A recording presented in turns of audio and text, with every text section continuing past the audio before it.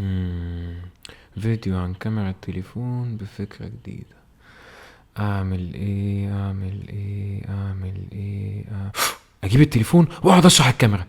لا لا لا، اتعملت مليون مرة قبل كده. اعمل ايه. اخد صور بالتليفون واعرضها. لا، برضو اتعملت مليون مرة قبل كده. طب اعمل ايه.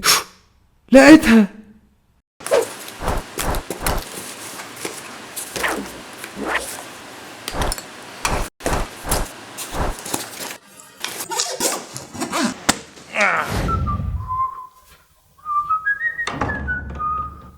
النهارده هنعمل حاجة جديدة شوية، هنروح القاهرة القديمة ونصور أماكن وحاجات قديمة أول مرة نشوفها، وهنعمل الكلام ده كله بكاميرا تليفون أوبو F1S.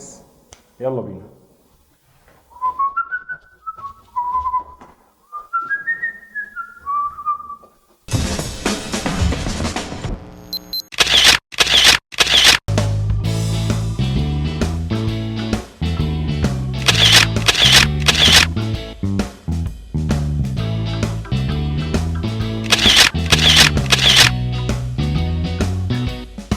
ايه الاخبار؟ احنا دلوقتي في اول مكان من الرحله بتاعتنا، قلعه صلاح الدين.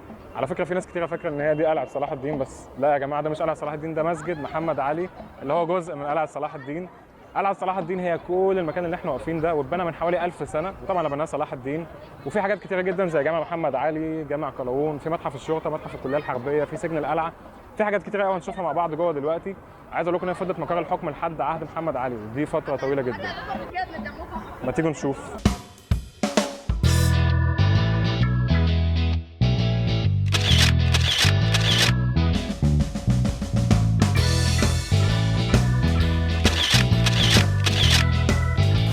دلوقتي احنا في اول مكان في القلعه وهو جامع قلاوون. الجامع ده اتبنى ايام المماليك، وزي ما احنا شايفين في ورايا قبه خضراء، عشان كده احيانا الجامع ده بيتسمى بالجامع الاخضر. وفي هنا مئذنه، لو بصينا فوق نلاقي حاجه زي مصباح كده اسمها مشكوات، كانوا بيستخدموها زمان عشان ينوروا الجامع، علشان طبعا ما كانش فيه كهرباء. واللي ورايا ده حاجه اسمها الصحن المكشوف، دي بتبقى موجوده في نص الجامع، وفي حواليها 4 ايوانات بعدد ال4 مدارس الموجودين زمان، او ال4 مذاهب اللي كانوا موجودين. وفي ايوان، او هو الايوان الرئيسي او المهم، هو اسمه ايوان القبله. يلا نكمل بقيه القلعه.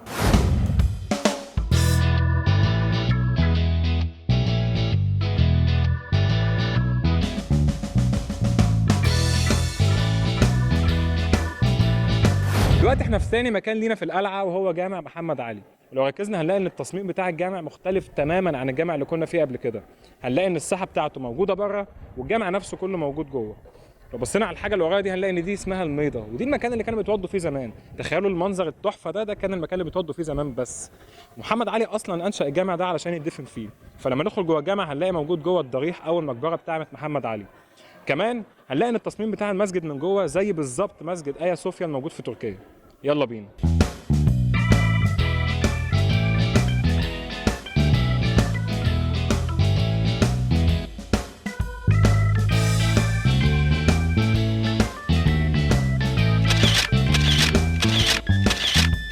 دلوقتي احنا في مكان من احلى الاماكن الموجوده في القلعه، هي البانوراما اللي احنا شايفينها دي بتطل على ميدان القلعه ومسجد السلطان حسن والرفاعي، تقريبا مصر القديمه كلها.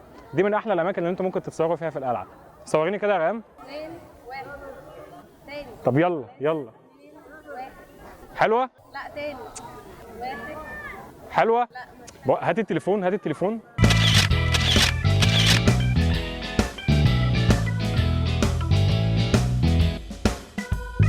دلوقتي بعد ما شفنا مع بعض القلعه، احنا حاليا في احلى اثرين اسلاميين موجودين في مصر. اول حاجه مسجد السلطان حسن، وده تم انشاؤه في القرن ال14. وتاني حاجه مسجد الرفاعي، وده حديث نسبيا اللي انشأته والده الخديوي اسماعيل. تعالوا الاول نبص على مسجد السلطان حسن.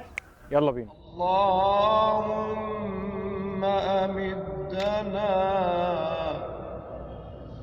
اللهم أمدنا، اللهم أمدنا. دلوقتي احنا في مسجد وضريح ومدرسه ومستشفى السلطان حسن. زي ما انتم شايفين ده زي اول مسجد احنا دخلناه في القلعه خالص. في النص في صحن اللي احنا قاعدين فيه دلوقتي هو بيكون مكشوف، وهنا ال4 جوانب فيهم 4 ايوانات، كل ايوان لمدرسه معينه. لو جينا نبص هنا هتلاقوا ان في الايوان اللي ورايا هو ايوان القبله، ده بيكون فيه القبله وفي دكه المبلغ اللي هو بيقف عليها المبلغ عشان يسمع بقيه الناس اللي في الصلاه. وبقيه الايوانات بقى موجوده، كل مذهب ليه الايوان بتاعه. وهتلاقوا باب عند كل ايوان، ده الباب بتاع المدرسه اللي كان الطلبه بعد ما بيخلصوا الدرس بتاعهم في الايوان بيطلعوا يباتوا في المدارس بتاعتهم لانها كانت مدارس داخل. الله أكبر لا إله إلا الله.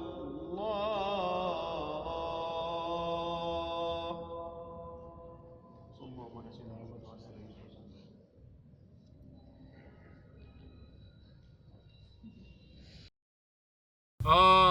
يا جدعان هتاكلوا فين؟ بيتزا هات. ماكدونالدز. بوتشرز برجر. زيزو نتانا.